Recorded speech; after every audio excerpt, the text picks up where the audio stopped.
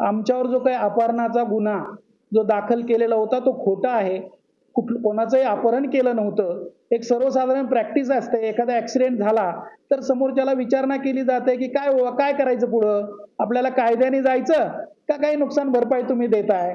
तर त्या याच्यामधून की त्यांनी रिक्वेस्ट केली, की "आम्हाला पोलिस स्टेशनला वगैरे जायला नको.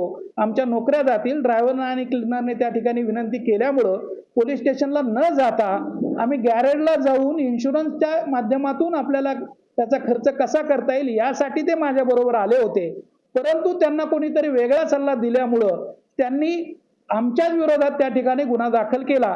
खरं तर हे पहिलं असं प्रकरण असेल, की एखाद्याच्या गाडीचं नुकसान होतंय आणि त्याच्यावरतीच गुन्हा दाखल होतोय.